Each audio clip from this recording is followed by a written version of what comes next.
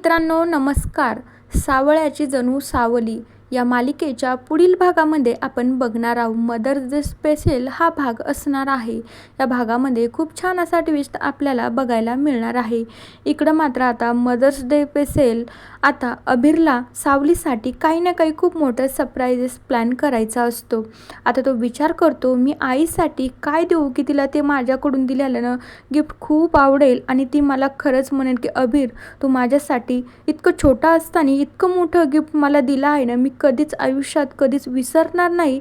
अबीरचं मत असं असतं की मी आईला असं काहीतरी देणार आहे. आता अबीर मात्र जगन्नाथजीची मदत घेतो. त्याला विचारू लागतो की बाबा मी आईसाठी काय करू बरं, मला सांगता का तुम्ही.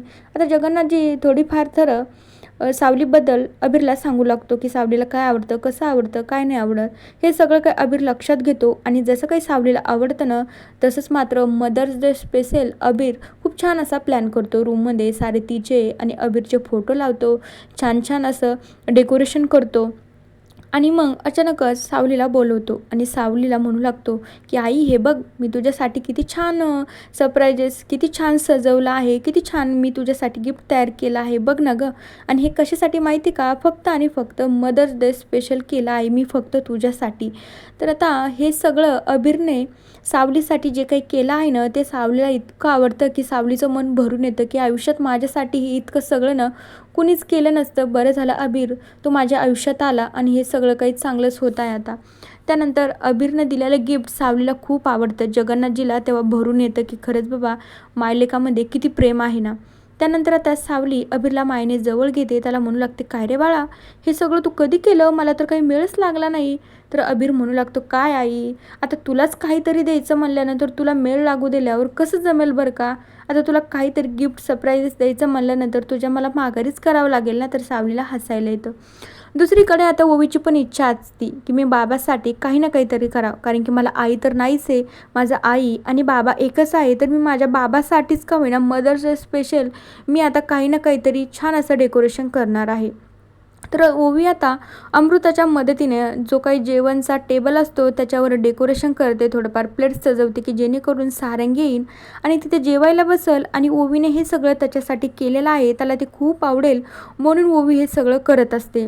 पण आता तितक्यामध्ये ती विरजण घालायला ती मोनिका येते. मोनिका म्हणू लागते काय गं आणि तू काय करतेस, आणि आमच्या घरामध्ये असं चालत नाही बरं का, तुला माहिती नाही का, ही अमृता काय पण सांगते आणि तू तुझंच ऐकते का, माझं तर काही तू ऐकतच नाही आहे. त्यानंतर ओवी मोनिकाला बघून अगोदरच घाबरून जाते. अमृता असल्यामुळे थोडीशी ती शांत होते.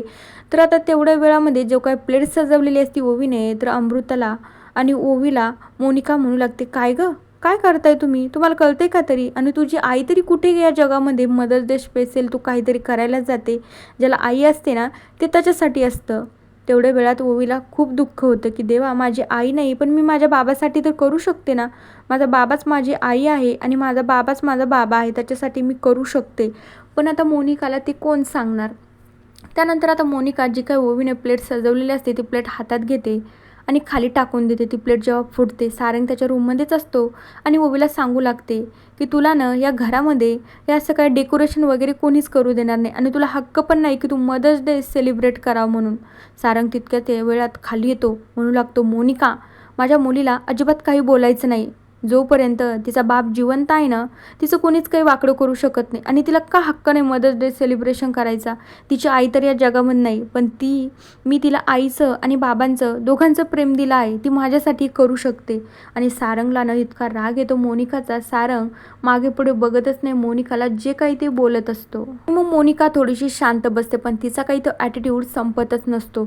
तर मित्रांनो बघूया आता येणाऱ्या भागामध्ये आपल्याला काय बघायला मिळतं. ओवीनं जो काही सारंगसाठी मदर्स डे स्पेशल प्लॅन केला होता ना तो मात्र सारंगला आवडला आणि ओवीला त्यामुळे खूप आनंद झाला की काय आपण येणाऱ्या एपिसोडमध्ये नक्की बघूया. तोपर्यंत या मालिकेच्या पुढील भागांच्या अपडेट्ससाठी आपल्या चॅनलला नक्की सबस्क्राईब करा. So bye.